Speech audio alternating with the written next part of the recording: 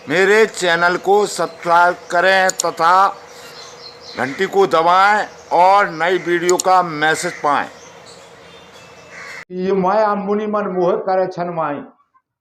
तो हम तो ठीक है, ऋषि मुनि के मन में भी मोह पैदा कर देती है।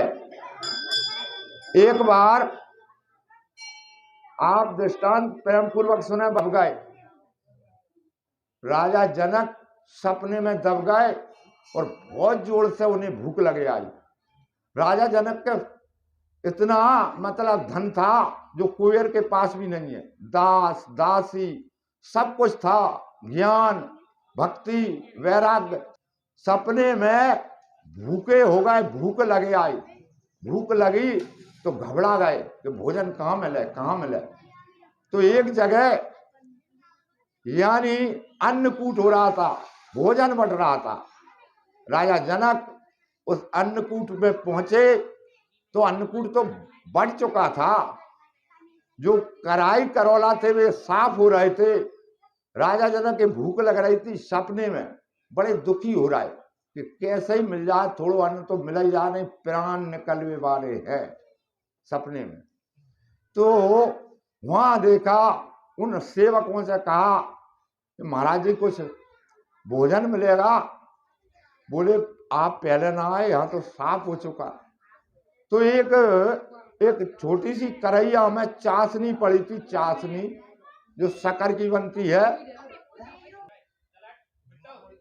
तो क्या हुआ उस समय कि वो चाशनी उनने खरोंची और एक दोना में भर के दे रही।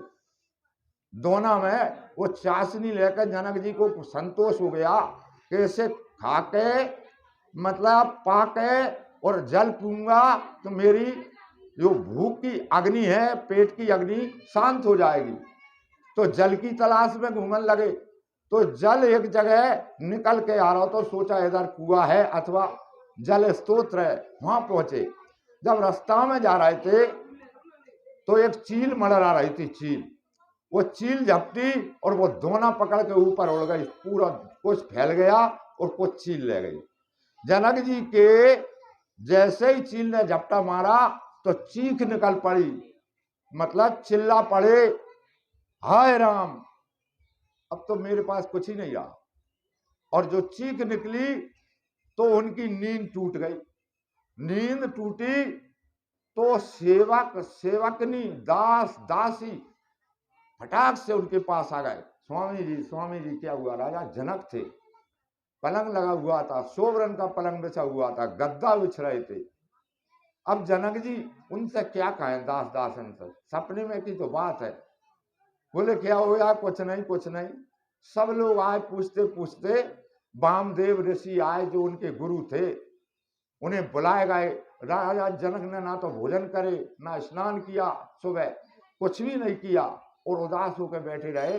डॉक्टर बुलाए गए, वैद्य बुलाए गए, कुछ भी खाएं पिए न बोले कोई से, सुन लो गए। तो वामदेव ऋषि बुलाए, वामदेव आए। वामदेव से उनने कही कि महाराज आपसे मेरी करवद्य प्रार्थना है। बोले सुनाइए शिष्य जी। उनके गुरु थे। महाराज मैं जो यहां देख रहा हूं दिन में, क्या ये सत्य है कि मैं रात में देख रहा हूं तो वो सत्य है? सत्य कौन सा है? मेरा सब कुछ होते हुए मैं भूखन प्यासन मर रहा हूं, सारी रात भूखो प्यासो डरो रहो। माने 12 घंटा रात और 12 दिन बस। तो रात भर भूखन मरो जे का सब कछु है। और एक योगी जो सोया था अवधूत, वो रात में राजा बन गो, सपने में राजा बन गो। तो वो मंत्री ने बुलाकर सलाह दे रहा हो कि ऐसा करना है ऐसा करना है। अवधूत सपनों देख रहा हो, वो भी आ गो। तो अवधूत बोलो महाराज मैं रात में देख रहा हूं तो वो सत्य है कि दिन में देख रहा हूं वो सत्य है? वामदेव ऋषि न्याय करने लगे। तो जो सपने होए भिकारी नृप रंक नाकपति होए, जागे हान न लाभ कछु तिमी प्रपंच जिये जो। सपने में भिकारी राजा बन गया और राजा भिकारी बन गया। यानी रात भर जो भिकारी था वो रात भर राजा रहो, राज करो मान 12 घंटा। और जो सही में राजा था, माने दिन भर राज करो, रात भर भूखन प्यासन मरो, 12 घंटा माने सुख भोगो, 12 माने दुख एक ही है, सपने का दुख और जो दुख एक ही है। तो वामदेव ऋषि कहने लगे, राजा जनक, ना तो वो सत्य है रात वाला, वो भी मिट जाएगा 12 घंटा बाद, और ना जो दिन वाला सत्य है, क्योंकि दिन में जो सुखी है वे रात में दुखी हो जाते, और रात में जो सुखी है वे दिन में दुखी हो जाते हैं। तो ना वो सत्य है ना जो सत्य है, तो फिर सत्य क्या है? तो वामदेव ऋषि कहने लगे कि सत्य होने वाला है, जब आप इस देह को छोड़ के जाएंगे तब तुम्हें सच्चाई का पता पड़ेगा कि सच्चाई क्या थी, हम काय में उलझे रहे। जाना तो है ही है, रहना तो कोई है ही नहीं है, सब जाएंगे, तभी पता पड़ेगा कि सच क्या था। ना रात को सत्य ना दिन को सत्य, 10-12 घंटा कुछ कर लो आप। तो जिसने राम नाम जप लिया, जिसने हृदय से भगवान का सुमरन कर लिया, जिसने हाथों से, ये कम बात नहीं है। तुम बच्चे हो, भले तुम नहीं जान रहे, लेकिन अग्नि पकड़वे में चाहे जानो चाहे मत जानो, जल ही जाओगे, चिक ही जाओगे। तो आपने जो शिव बना है इसका पुण्य तो मिलेगा।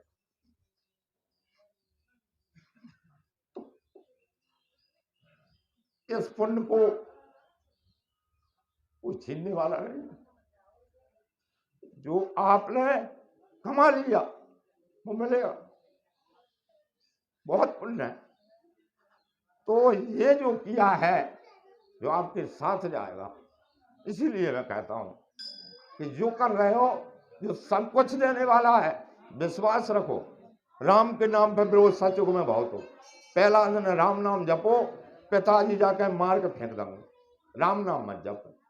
सचुग में मतलब विरोध करो भगवान के नाम को, तो विरोध तो सहन करना पड़ेगा, घर को का बाहर का कहीं का भी विरोध तो होगा, क्योंकि राम नाम जपना सही नहीं है। त्रेता युग में रावण ने जे देश धैनु दिल पावे, नगर गांव पर आग लगावे। रावण के राज में जो होता था, जिस देश में, जिस गांव में, जिस शहर में गौ ब्राह्मण मिलते थे, वहां में आग लगा दी जाती थी, भजन नहीं करने देते थे, यज्ञ विध्वंस करते थे। तभी राम जी को लेकर विश्वामित्र जी गए थे, तब मुश्किल से यज्ञ हो पाओ। तो समझो विरोध भगवान के नाम का होता है। द्वापर में भगवान कृष्ण के जमाने में कंस ने विरोध किया, मतलब जो भगवान का भजन करते थे उन्हें सताए जाते थे, और जो असुर थे उनको लिए दूध दही, मथुरा वृंदावन को, गोकुल को, सब के 84 कोस को दूध दही वो पहलवान पीते थे, जो अन्याय अत्याचार कपट दम झूठ पाखंड रचते थे, वे दूध दही खाते थे, सबका छीन कर ले जाते थे। तो भगवान कृष्ण ने अवतार लेकर उस कंस का बंद कर दिया। तो समझो आपत्ति तो आएगी, लेकिन सहन करना प्यारे, सहन करना, भगवान का नाम नहीं छोड़ना, ये बाद में पता पड़ेगा।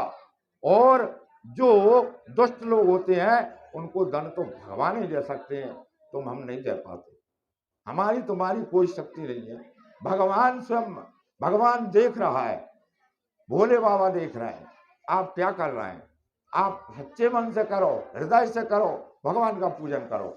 जो आपने शिवलिंग बनाए हैं, आप मंत्र इतने जल्दी नहीं आएंगे। मैं आपको प्रतिदिन बताता हूं कि आप ऐसा करिए, भाव बनाइए, भगवान से भाव बनाइए, वस्तु नहीं है, कोई बात नहीं है, भगवान का चाहिए। सारे संसार को घी जला दो तो भगवान कोई अंतर नहीं पड़े, जो तिनी जला दो कोई अंतर, जिसके भाव है, अगर एक दाना भी माने डाल दिया, भाव है तो भगवान ग्रहण करेंगे, क्योंकि भगवान भाव के भूखे हैं। भगवान ने 2 बार भोजन करे थे, एक सबरी के घर है और एक विदुर जी के घर है। शिवरी के बेर खाए थे, भगवान ने